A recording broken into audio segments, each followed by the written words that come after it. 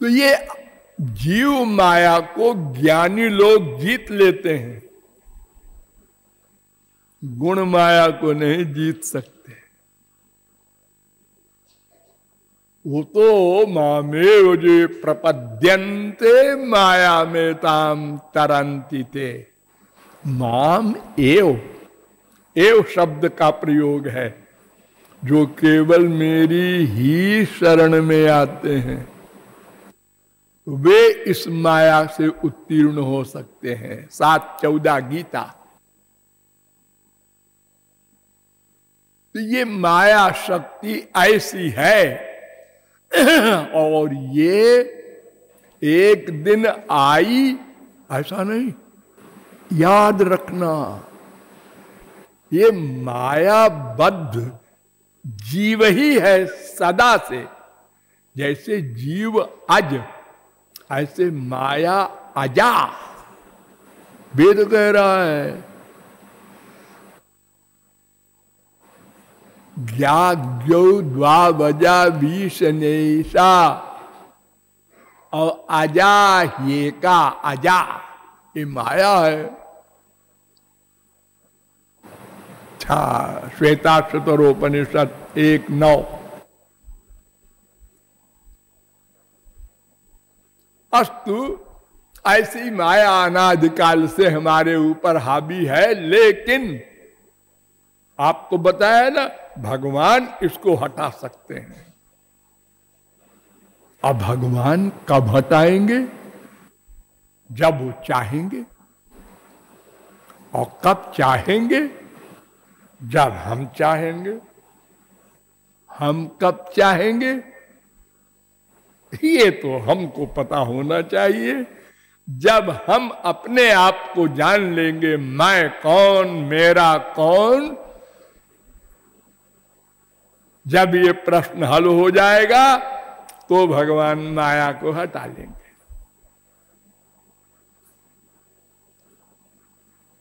तदर्थ कर्म ज्ञान दो मार्गों का निरूपण किया गया कि वेदों में बड़ा डिटेल है। 80,000 वेद की ऋचाएं कर्म कांड की हैं, लेकिन उनका अधिकारित्व तो बड़ा कठिन है।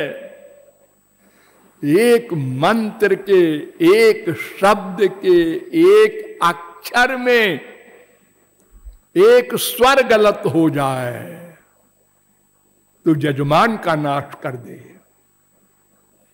करने वाले का नाश हो जाए और मिले क्या? स्वर्ग। हमारे गंवार लोग कहते हैं ना, खोदा पहाड़ निकला चूहा। इतना परिश्रम किया और मिला स्वर्ग, जिसको वेद ने कह दिया वेदयन्ते प्रमूढ़ा। वे घोर मूर्ख है जो स्वर्ग के लिए प्रयत्न करते हैं। मुंडकोपनिषद। और ज्ञान के विषय में भी आपको बताया गया कि उसका तो अधिकारित्व ही असंभव है। मन पर कंट्रोल हो तो पहला अध्याय शुरू हो। सतयुग में जो असंभव था वो कलयुग में कौन मन पर कंट्रोल करके तब जाएगा ज्ञानी के पास कि हमको बताओ ज्ञान मार्ग क्या होता है। और फिर भी आत्मज्ञानी की एक चीज रह जाएगी। 3 आवरण होते हैं,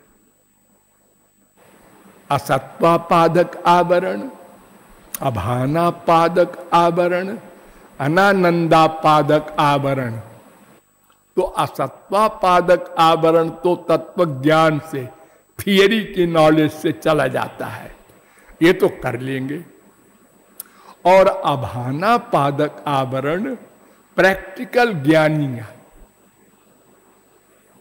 जो हजारों जन्मों तक, जन्मांतर सहस्रेषु साधना करे तो अभाना पादक भी आवरण चला जाएगा और युगों में,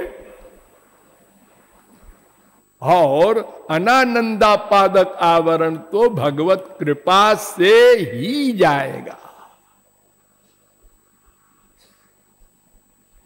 ऐसे ही हमारे ऊपर जो हावी है विद्या माया और अविद्या माया, यानी वो गुणमयी माया जो 3 गुण वाली है, उसमें 2 गुण वाली माया को अविद्या माया कहते हैं, रजोगुणी तमोगुणी को, और सत्वगुणी माया को विद्या माया कहते हैं। तो रजोगुणी तमोगुणी माया को तो जीत लेते हैं ज्ञानी लोग, लेकिन सत्वगुणी माया अर्थात विद्या माया को कोई ज्ञानी नहीं जीत सकता। क्यों? इसलिए कि ज्ञानी का ध्यान प्राकृत है।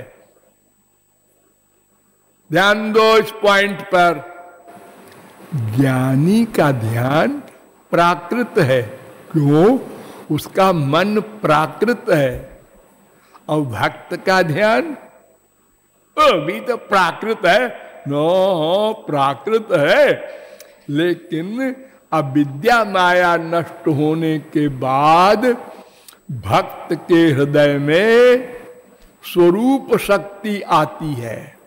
भगवान देते हैं और उनका ब्रह्म तो कुछ देता नहीं, वो तो उदासीन स्तब्ध सतत गुण संग्रहितो, शंकराचार्य कह रहे हैं, भवान ताता काता परमिह भवे जीवन गति अकस्मादस्माकं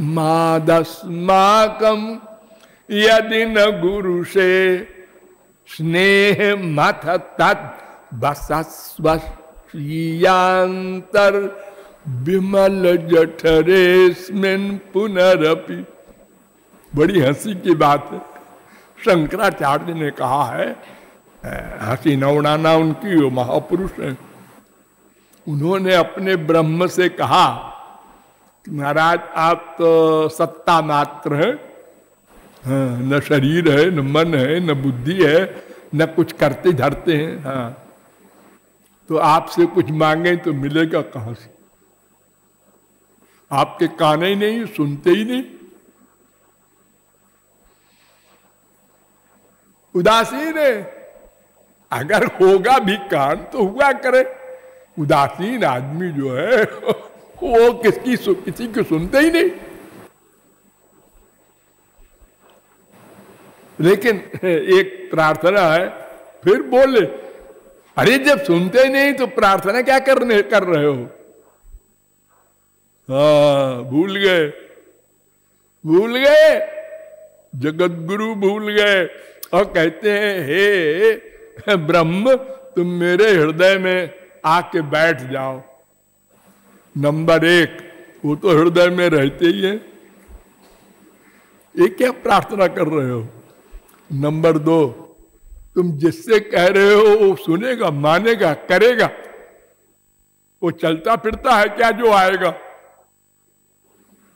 हाँ, फिर क्यों बोल गए? अरे वैसे ही बोल गए। हाँ, महापुरुषों की बात में टांग नहीं अड़ाना। हाँ, वो स्वतंत्र होते हैं, स्वैरम चरन्ति। परीक्षित ने पूछा, भगवान ने महाराज पर स्त्रियों के साथ क्यों किया महाराज? सुखदेव परमहंस ने कहा, यत् पाद पंकज पराग निषेव तृप्ता योग प्रभाव विधुताखिल कर्म बंधा स्वैरम चरन्ति मुनयोपि न नहि जमानास् तस्येच्छयात् बपुषा कुत एव बंधा। अरे गधे, भगवान की बात तो तू छोड़ दे, जो भगवान को पा लेता है वही स्वेच्छाचारी हो जाता है। उसको न पाप छू सकता है न पुण्य। भगवत प्राप्ति करने वाले को तो भगवान के लिए तू खोपड़ी लगा रहा है। अरे उन गोपियों के साथ भगवान ने रमण किया और गोपियों के तो अंदर बैठे ही हैं अनादिकाल से। उसको क्या करेगा तू? वो निकालेगा तू भगवान को? वो तो सबके अंदर बैठे। कौन पतिव्रता दुनिया में ऐसी है जिसके अंदर भगवान न बैठे हो? अरे कहा जाएगा कोई भगवान को छोड़ करके? 10, 33, 35। अरे गोपीनाम तत्पतिनांच सर्वेषामेव देहिनाम योऽन्तश्चरति। वो तो गोपियों का पति भी है, गोपियों के पतियों का भी पति है। वहां खोपड़ी लगा रहा है तो बड़े जोर से डांटा परीक्षित को। तो भगवान की बात तो अलग रखो, महापुरुष ही जिसको भगवान अपनी सारी शक्ति दे देते हैं वही माया का कार्य करते हुए माया से परे रहता है। करोड़ों मर्डर करने वाला अर्जुन, करोड़ों ब्रह्म हत्या करने वाले हनुमान जी सबसे प्रिय है भगवान के। उन्होंने कुछ किए ही नहीं। हम सब लोग गवाही हैं, मर्डर किया है नहीं, कैसे किया? तुम्हारी गवाही 2 कौड़ी की है। तुमने देखा ना, हाथ से धनुष बाण चलाया, गदा चलाया हनुमान जी ने। अंदर क्या था ये जानते हो? अंदर तो हम जानते नहीं, तो फिर तुम क्या निर्णय करोगे? कर्म तो अंदर से होता है। मनसैव कृतम राम न शरीर कृतम कृतम। योग वासिष्ठ, वशिष्ठ जी ने उपदेश दिया था राम को, मन से किए हुए कर्म ही कर्म है, तन से किए हुए कर्म कर्म नहीं होते, उनका कोई फल नहीं होता। ये तन देखो एक चमड़े का है, हाँ, इसी से बाप को चिपटाया, मां को चिपटाया, बीबी को चिपटाया, बेटे को चिपटाया, दुश्मन को भी चिपटा लिया होली के दिन।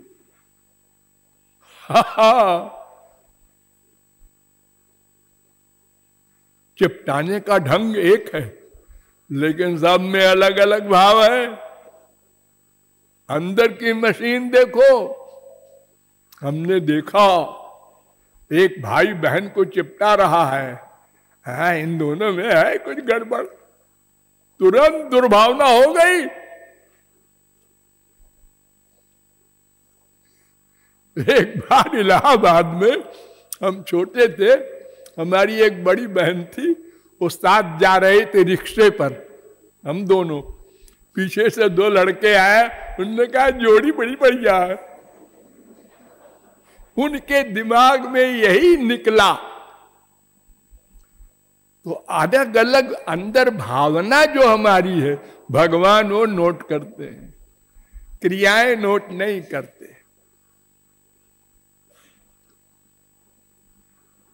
तो अब आप लोग समझ गए जीव क्या, ब्रह्म क्या, माया क्या, और हम लोग अगर ये समझ ले मैं कौन, मेरा कौन, तो ये माया भगवान के द्वारा हटा ली जाए। और ये भी ध्यान लीजिए, एक बार माया हट गई तो फिर दोबारा नहीं लग सकती, उसकी हिम्मत नहीं। अरे वो बेचारी तभी लगेगी दोबारा जब भगवान लगावे। वो तो जड़ वस्तु है ना, वो कैसे उछल के लग जाएगी किसी को? भगवान कैसे लगा सकते हैं अपने भक्त के? उनका तो चैलेंज है। क्षिप्रम भवति धर्मात्मा सस्वच्छांतिम निगच्छति कौन्तेय प्रतिजानीहि न मे भक्त प्रणश्यति। 9:31 गीता। ये भगवान ने कहीं गीता में नहीं कहा मेरा धर्मात्मा धर्म पालन करने वाले का पतन नहीं होगा। ये कहीं नहीं कहा कि ज्ञानी का पतन नहीं होगा। केवल भक्त के लिए चैलेंज किया, अर्जुन कान खोलकर सुन ले, मेरा चैलेंज है, भक्त का पतन नहीं हो सकता क्योंकि मैं संभालता हूं उसको। तो कर्म से भी हमारा लक्ष्य प्राप्त नहीं होगा, ज्ञान से भी नहीं होगा, इसलिए हमने भक्ति की शरण ली और आपको बताया कि भक्ति के सब अधिकारी हैं। और अगर भक्ति मिल जाए तो फिर बड़े बड़े निर्गुण निर्विशेष निराकार ब्रह्मानंदी, ध्यान दो ये शब्द ब्रह्मानंदी, एक आत्मानंदी होते हैं, एक ब्रह्मानंदी, जो अपनी शक्ति से कमा करके ज्ञानी बनते हैं, वे आत्मानंदी हैं। और जो आत्मानंदी बनने के बाद भक्ति करते हैं और भगवत कृपा से ब्रह्म ज्ञान प्राप्त करते हैं, वो ब्रह्मानंदी होते हैं। तो ब्रह्मानंदी भी अपने ब्रह्मानंद को भुला देता है। और इस विषय में आपको कलयुग के ज्ञानियों को बताया था, इसके बाद द्वापर के ज्ञानियों को भी बताया। अब त्रेता के ज्ञानियों का जो नेता था उसके विषय में समझिए कौन थे। उनका नाम ही है विदेह, जनक। उसी समय भगवान राम का अवतार हुआ और जनक ने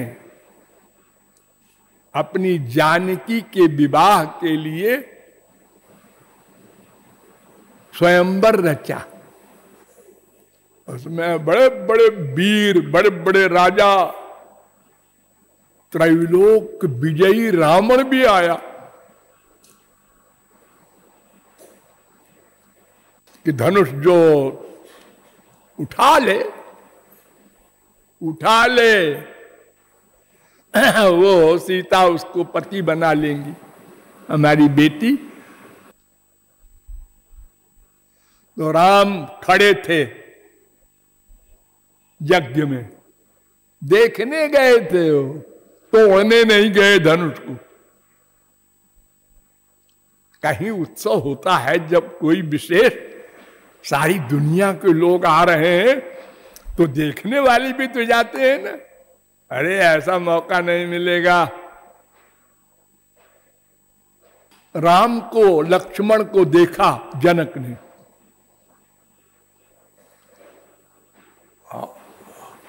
हालत खराब हो गई।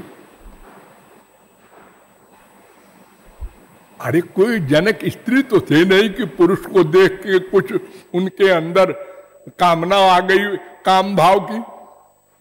अरे जनक भी पुरुष, राम भी पुरुष, लेकिन इन्हीं बिलोकत अति अनुरागा